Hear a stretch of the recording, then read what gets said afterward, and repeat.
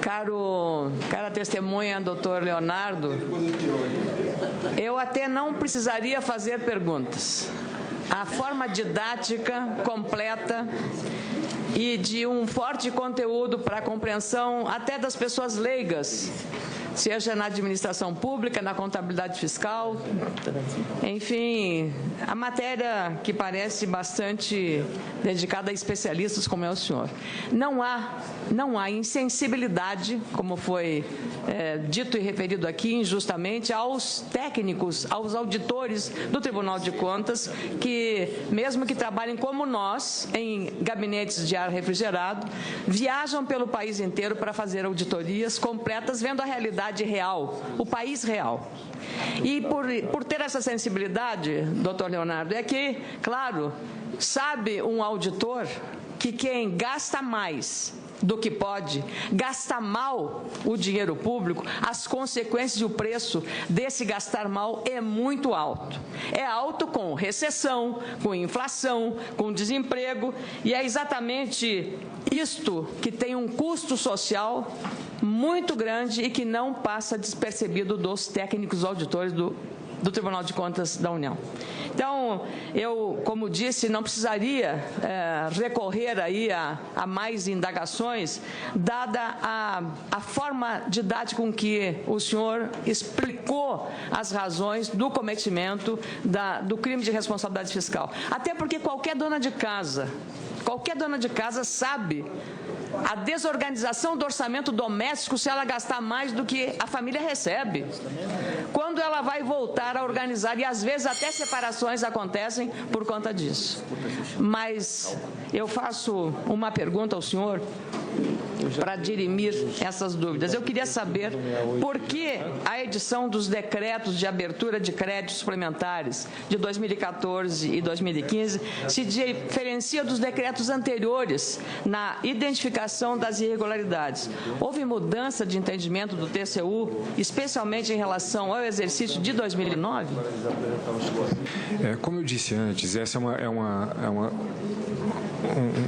afirmação que eu posso repetir ela com muita segurança, com muita assertividade, porque conheço exatamente como esses trabalhos são feitos. Estou nessa mesma secretaria que estou hoje há pelo menos 8 anos.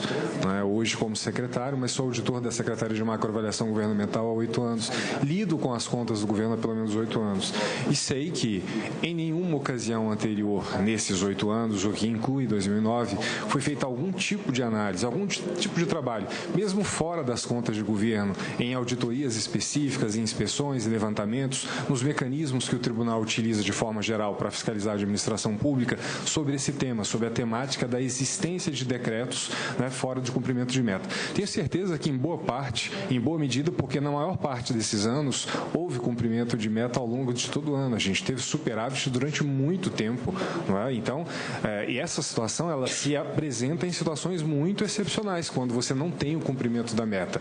Então, se eventualmente existiu em 2009, certamente nós não tomamos conhecimento. Se houvesse conhecimento, teria sido examinado. Se houvesse algo irregular, isso seria apontado.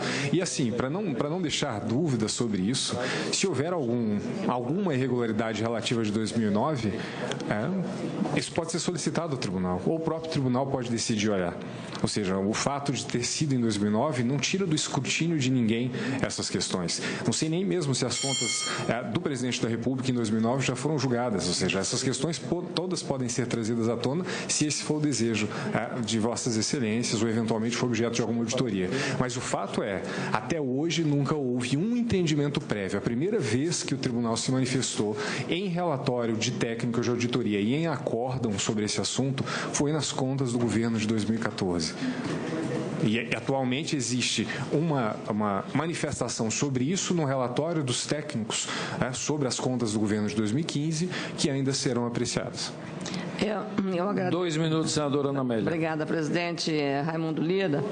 Bom, eu volto ao ponto porque, às vezes, a repetição é importante para fixar a ideia fundamental e necessária e para que se supere, então, essa questão tida como controversa, doutor Leonardo.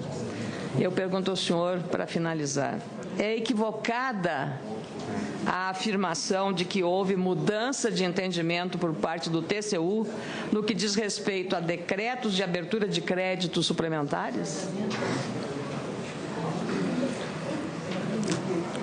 Palavra com a testemunha, senhor Leonardo Albernaz, 2 minutos.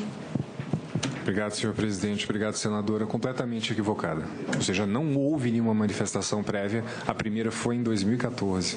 E ficamos aguardando se vai haver uma manifestação semelhante ou não em 2015. Isso é uma decisão que o plenário tomará.